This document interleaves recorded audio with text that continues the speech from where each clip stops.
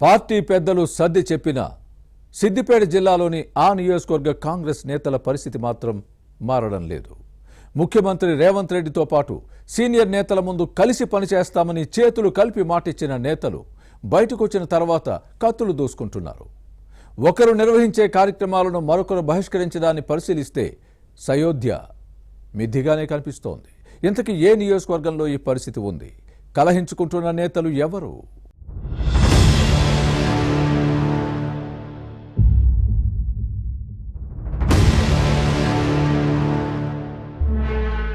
అన్నీ ఉన్నా ఆల్రెడీ నోట్ల సేన అన్నట్టుగా మారింది గజ్వేల్లో కాంగ్రెస్ నేతలు కార్యకర్తల పరిస్థితి.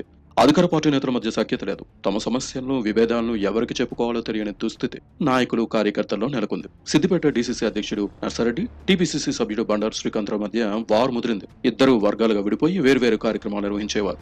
నర్సారెడ్డితో విభేదాలు ఉన్నవారు బండారు శ్రీకాంత్ గ్రూప్ లో చేరారు. బండారు శ్రీకాంతరావుతో పొసగని వారు నర్సారెడ్డి వర్గంలో జాయిన్ అయ్యారు.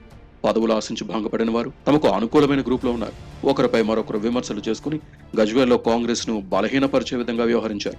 రెండు వర్గాల మధ్య రచ్చ పరస్పరం దాడులు చేసుకునే వరకు వెళ్ళింది. గజ్వేల్ కాంగ్రెస్ లో నెలకొన్న పరిస్థితులు సిద్దిపేట జిల్లాలో పార్టీని పర్యవేక్షిస్తున్న మాజీ ఎమ్మెల్యే మైనంపల్లి హనుమంతరావుకు తలనొప్పిగా మారింది.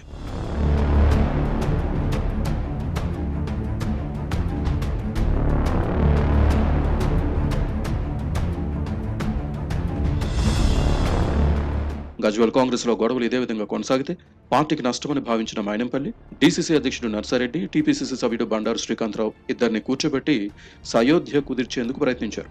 రెండు వర్గాలు ఇలా కొట్లాడుకుంటే గజ్వేల్ నియోజకవర్గంలోనే కాదు, సిద్దిపేట జిల్లాలోనే పార్టీకి నష్టమని సర్ది చెప్పారు. కలిసికట్టుగా పనిచేస్తే వచ్చే స్థానిక సంస్థల ఎన్నికల్లో మంచి ఫలితాలు వస్తాయని హితబోధ చేశారు. మనసులో ఇష్టం లేకపోయినా పైకి మాత్రం సమన్వయంతో పనిచేస్తామని మాటిచ్చి మైనంపల్లి సమక్షంలోని చేతులు కలిపారట.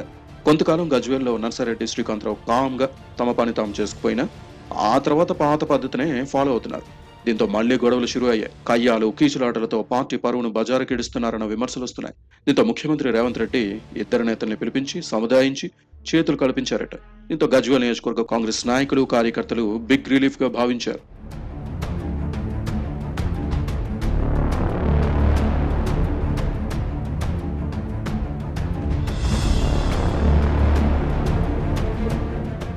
రేవంత్ రెడ్డి సమక్షంలో ఇద్దరు కలిసినట్టు కనిపించినప్పటికీ నియోజకవర్గానికి తిరిగి వచ్చిన తర్వాత ఎవరి దారి వారదే అన్నట్టు వ్యవహరిస్తున్నారు.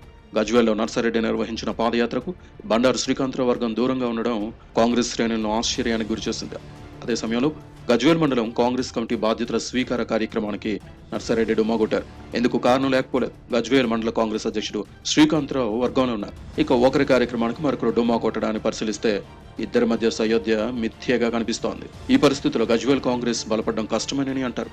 భవిష్యత్ పరిణామాలను పరిశీలించాలి.